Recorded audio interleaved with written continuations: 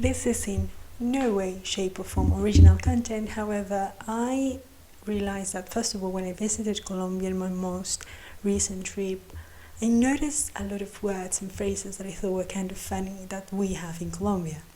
Also, we were talking with some relatives, and there was also an Italian person who speaks a little bit of Spanish, understands it, but as with many other people that are learning a language, it requires a bit of time.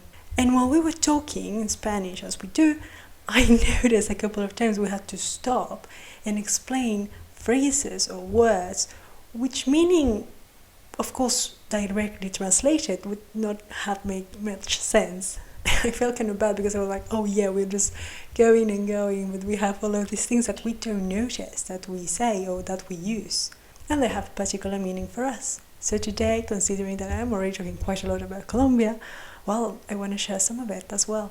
So if you're learning Spanish, or if you want to visit in particular Colombia, you can know these ones and use them, or at least understand that. Let's start with one word that you're gonna hear a lot, which is parce. Parce is a short version of parcero. This word, it actually originates from Portuguese. It arrived to Colombia and we just took it. The meaning is friend, more like mate, for example. A close friend to you, so you refer to someone that is your school friend or that you have met for a lot of time, someone that you care for a lot as a parce.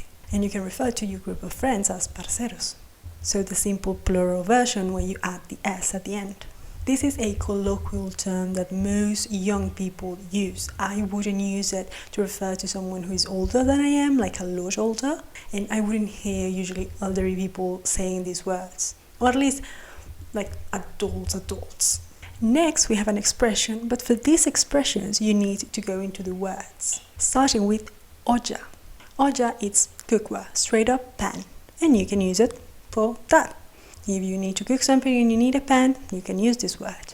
But we have a phrase that uses the verb being, to be. To be in the pan, estar en la olla, means that you are not doing great. In particular, it is used when you want to refer to the monetary state, like you don't have a lot of money or someone else doesn't have a lot of money, is struggling a bit. You can say, están en la olla. They are not doing well. Again, very colloquial term that it is used by a lot of people actually. There is a cousin of this phrase which uses not the word olla, but a synonym, which is paila. Paila, also cookware, and you can always use it. However, the word paila, it is often connected with typical foods or recipes. If you're going to talk about things in a more modern way, you use olla. Paila is used for very typical foods actually. But at the end of the day, once again, it means cookware and it's understood to be that. For paila, you also use to be in the paila, estar en la paila. But that can refer to a person. However, we mainly use it to refer to a place which is very, very far away. So let's say you live in Bogota and you are on the center. You have a friend that may be a parce that lives in Suba, which is quite far. And you say, eso está en la paila. That is incredibly far away. There is an extra thing though, because this is one of the things that I love about languages, that they just can go absolutely anywhere. You can use the word paila to refer when something is not going okay or when you don't have a good answer. Let me explain it with an example. You need to take the bus and you check your pockets and you don't have enough money for a ticket. You turn to your friend and you ask, do you have any money that I can borrow? And they look at you and go, paila. Now I did three things there. I did, and I said paila. All of these are parts of Colombian culture. Paila means you're fucked. I'm sorry, I cannot help you, you're fucked, you're done with. Yes, you can use it for very terrible things, but it's also more like, sorry, I mean, it happened. You can also do the plural version, so bailas, and that's basically what it is, really. Now this, it refers, I think, I'm not sure, but I guess it refers to cutting the hair. So we use it when to say that someone is fucked. So you can just, without saying a word, you can just do this and everybody understands. And then you have the sound, which is all of these tiny things, the hand movements and gestures, as well as these tiny sounds, they're all things that I love to notice about all sorts of, cultures and languages. Here in Italy, they are known to do that. But then I realized, they are known to do it, but they're not the only ones. And I don't know, I love to notice now that whenever I look at someone from different parts of the world. And I think it's also interesting because maybe we have things in common. Anyway, back to the explanation. It means that, ooh, bad. It's like, not good news, not good news. So all of it together, it's a bit dramatic. The next one, it's another colloquialism, which it's actually, I think, really funny because I think it's one of those cases where if you just hear it like it is, you go, okay, I hear the word, I translate it, and I know what it means, but it doesn't make any sense. Let's start from the beginning. The word is pinta. Pinta, as it is, could be a declination of the verb pintar, to paint. And you can absolutely use it as it is. When you add the article la at the beginning, you usually hear la pinta and you think of, Colombo, la niña, la pinta y la Santa Maria. But in reality, when we say la pinta, we refer to the outfit. We're talking about the fit. This is a very colloquial term that I think we use when we want to refer to a very particular fit, not just when you're dressed well or bad. It's just when you want to kind of point it out in particular. So you're going to say to someone, uy, que pinta. That's basically a compliment. But you can also say uy, que pinta. You see, I did also the sound once again, because that kind of indicates that it's on the bad side. So next time you have an outfit check, you can say, this is la pinta of today. Mine is black, as per usual. The next one is one that I'm going to say that I'm a little bit worried because I'm not certain, but I think in some parts of some Hispanic communities, it might mean something not great. So absolutely, with any of these things that we talk about cultures, if you know that it's somewhere else, it means something else, absolutely tell us. I'm fascinated by it. In Colombia, however, this word, vaina, means thing. An object, but also a situation. So you can refer to bring me that thing, dame esa vaina. Or you can refer to a situation, una vaina loca. That's like a crazy thing. There's actually a song called that, which I recommend, by the way. At this point, I want to start to introduce words where you have particular sounds, phonetic sounds. I speak English because I do know and understand that a lot of people all around the world understand English a little bit. So as a common ground, I think it's lovely. But it is important to remember that there are certain phonetic sounds that exist in some languages and others do not. There's a lot of things that can go into it, including the fact that for people that don't have those sounds, it can be a little bit hard to work on them, as well as just hearing them. The good thing about Spanish, and one of the reasons why it is usually said to be a very easy language to learn, is because phonetically speaking, we go very easy. We don't have a lot of issues. We might have to focus a little bit on when you write things. For example, olla, it's written with a double L, which, yes, we could go into how the correct pronunciation is, but if you say it just as it is, we can understand. Don't worry about it. In our case in Spanish, the exactly phonetic change is not going to be that big of a deal. Once again, it might be when you write, because then you can mean a different word. So when I introduce this word, emberracarse, you notice the R sound. Now this is already a mess, because in English is one of the few languages where that sound exists, that like if you have some something in your throat or something like that. That's English. It's one of those things that actually people tend to struggle with when learning English. Because in most other countries, the R sound, you do that by putting the tip of your tongue at the bottom part of your teeth and you let it vibrate. That's the sound, which is the normal R. When you have a double in Spanish, we just prolong the sound a little bit. That's it. There is this word called emberracarse, which is actually a verb. It means to get angry, to get annoyed.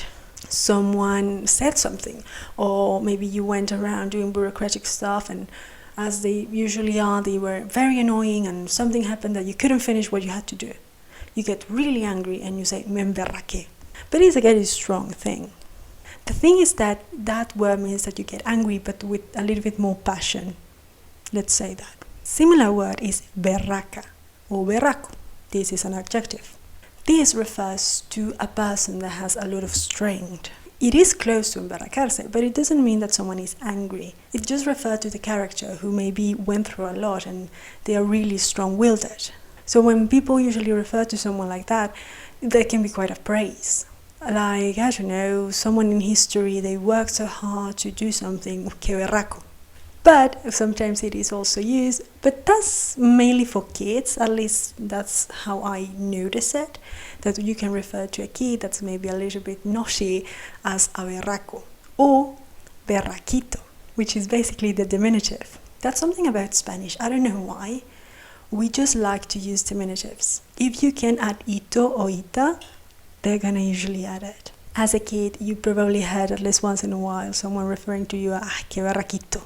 I guess it's kind of a way to minimize the impact. It's like, you're so naughty, wink wink, I don't know. Now, similar to emberracarse, there is a phrase that we have that is sacar la piedra. Sacar means to throw, la is the article that comes with piedra. So throw the stone, throw out a stone. We use that to refer to something that makes you angry, a situation or a person. Let's make an example. One of those days when for some reason everything goes wrong a little bit and you're getting annoyed, and then something happens and you're like, okay, eso me sacó la piedra. That thing, that just threw me out completely. Now we can also use sacar la piedra or sacar la chispa. Chispa means spark, and it means exactly the same. It's like, again, I think it's a way to say that you're getting angry, but in a less angry way. I don't know. I feel that all of these phrases and words are a way to give a little bit of a spin on something so natural as it is to get angry, because that can happen to anybody. But the way you say it, like sacar la piedra or sacar la chispa, it's a bit fun, so I don't know. That's why I think it's so funny. Let's talk about that word, but let's talk in particular about the beginning. CH, ch. This is one of those that technically, yes, we can get into the whole definition of sh, ch, but for us, we also don't care that much, and usually, yes, if it's an S, the sh is going to be a little bit more softer. Sh, like shampoo, we call it shampoo. The CH, however, it's a stronger ch. It's a bit more ch. And actually many of the words that have this phonetic have a connection with indigenous languages. Not all of them though, but many do. And so this is a sound that you can actually hear in many words in Colombia. There is another colloquialism, which is cháchara. Not just one, but two. Cha-cha-ra. Once again, phonetically speaking, Spanish can be very simple. So besides the ch, that usually everybody can do it, like when you do sh, ch. Just do it a little bit ch, and that's it. That's it. Cháchara. You're good to go. Cháchara means a lot of talk. You use this to refer to someone that talks a lot, like they're playing a lot of words and they're trying to say a lot of things, but they're not saying anything. Eso es mucha cháchara. That's a lot of talk. Or you can refer to gossiping. So when you meet with someone and echemos cháchara, let's run down some gossips. Similar to the people that talk a lot, there is another phrase which is comer cuento. Comer means to eat, cuento it's a story. So the phrase basically means to eat a story in the sense of buying things that people are saying that are probably not true, or that might be a little bit embellished. So in terms of politics, for example, or when someone is trying to sell you something and saying a lot of good things about it, which are probably not true, you say, coma cuento. Like, sure, digest all of those lies, whatever. Back to another funny word that we use quite a lot and that has a beautiful ch sound, we have chévere. This means fun, it's something good. It has a positive meaning to it. You can refer to a person or a situation with this. Another synonym is bacano. Also means something that is nice, something that is cool, chill. That one is a little bit more used to refer to people, but once again, both you can use it in general to say that a situation or a person are quite nice. These next words, I put them together because I thought we could tell a story, because often not, in order to really understand a culture, you need to see them in action. So, let's picture it. In Colombia, I'm from the city, but usually also in the outskirts of the city, there is usually a store. A store where you can find a little bit of everything. A store in Spanish is tienda, not supermarket, it's a small store, tienda. We usually call it tiendita, because once again, we just like to add diminutives. That is a place that people refer to, and that's where you usually buy things that you need when you cannot go to the supermarket. In the city, for example, because we live in such big cities, there's usually one close to your house that you refer to. And it sometimes happens that you have friends or you have colleagues or relatives that live nearby, and so you have that as a point of reference. So that tiendita can become la tiendita de barrio. Barrio means neighborhood. There could be more than one in one neighborhood, by the way, there could be a lot. But generally you refer to that one that you know. So in la tiendita de barrio, you usually find a little bit of everything, from food to things to cleaning the house to all sorts of things. A classical thing that sometimes people do, that I think everywhere in the world people do, it's to meet up with friends and have some drinks. Some of the classic things that people have in Latin America, besides, sodas and things like that, it's beer, which we refer to as pola. The direct translation of beer is cerveza. Now, this is where the Spanish from Latin America might vary a little bit, because in Spain, the C sound actually changes the phonetic of the word. So it would be cerveza. But again, in Latin America, you can say cerveza. All S's, C's, all the same. We don't care. Just give us the beer. And you can say cerveza and people are going to understand it, but you can also say pola. As with any other country in the world, we have different brands. Usually people ask the one that they like, or the people that work in, the business arrive to you and they say, we have this one, and you choose. I would say that most people have kind of the main ones already picked in their mind, so they know what to go to. And I don't know a lot of a beer, to be honest, but I would say that that's one of those things that if you go and you're interested in beer and all of that, you should absolutely taste them, because that's another thing that I guess we don't really think about it a lot, is that everywhere in the world they might have all sorts of different things of something that can be so simple. Like beer, if I think about it, it's very simple, but in reality, it can go very deep. But for the sake of this video, pola. Back to our scene. You are having a few polas with your friends, with your parces, and you're having a nice time. And then people are like, you know what, it's Friday, so why don't we go with aguaro? Guaro is the way to call aguardiente. Aguardiente, it's a fermented drink very typical of Latin America and Colombia. Why I say Colombia? Because people usually drink the one made in Colombia. So aguardiente, it's quite alcoholic, but people buy it and drink it quite a lot. It's like all vodka, let's call it that. And you can buy a full lixa of guaro, aguardiente, or you can buy a half bottle, which we call a media, una media de guaro. So maybe you're having fun with your friends and you say, hey, let's have a little bit of a fun moment here. And you call whoever is working and you say, hey, bring us una media de guaro. And they usually, depending on how many of you are sitting, they also bring you the glasses, the tiny ones, and you do shots basically. And throughout the night, you feel it and drink, and as you do. Now this is when I need to add a certain thing in regards to la tiendita de barrio and the culture. When you are in these places, we're talking about a small store that has a few tables and chairs. When the people working there go to where you are with your friends, they ask you what you want and they give it to you. Usually, especially at night, at these moments, you pay right away. Maybe you also want some chips or crisps. Maybe you want a sandwich if some of them remain. All of this you ask for and you can absolutely have, but you usually pay right away. This is because at the end of the day, considering that most people are drinking and it is quite late at night, it is for security measurements.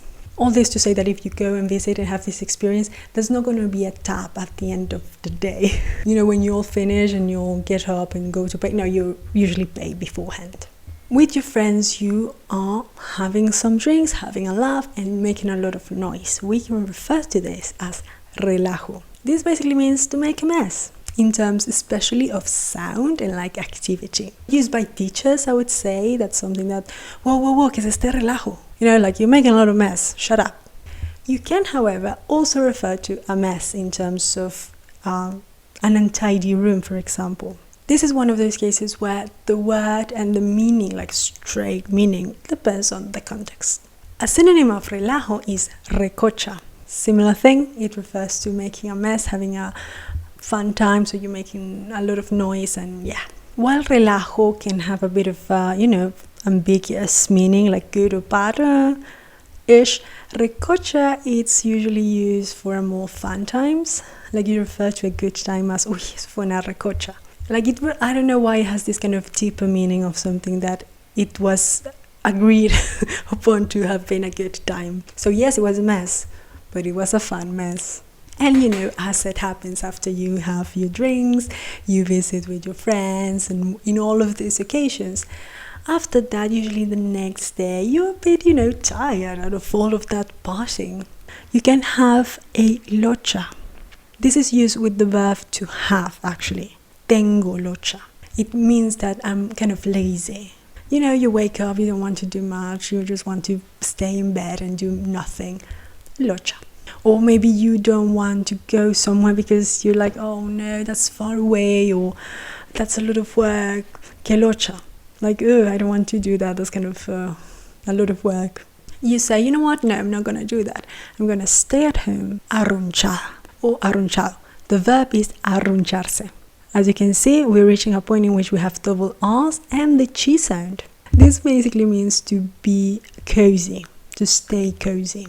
You can refer to just yourself, like arruncharse in the bed, getting all warm up, all nice and cool. Or you can refer to casual with someone as well. Vamos a arruncharnos. It is actually Valentine's Day today, so this is not going to come out this day. So in the future, whatever, you can tell someone, nos arrunchamos. And just to finish our story, let's say you don't have anything to do and you start watching TV and you fall asleep. You take a little bit of a nap before dinner. That little nap we can call motoso. Motoso, actually directly translated, would mean something that has a lot of, I don't know the word, when clothing gets a lot of like tiny things, like tiny fabric stuff, that it's a mota, and when something has a lot of it, it's motoso. So I don't know why, but in Colombia it kind of then flipped it and become having a nap.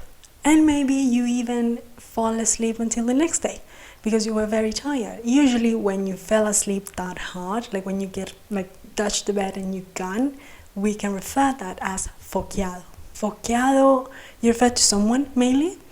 Foqueado, foqueada, to say that someone was so tired that they just fully went off. Most of these words are colloquialisms, but overall people understand them, so you can hear a lot of people saying them.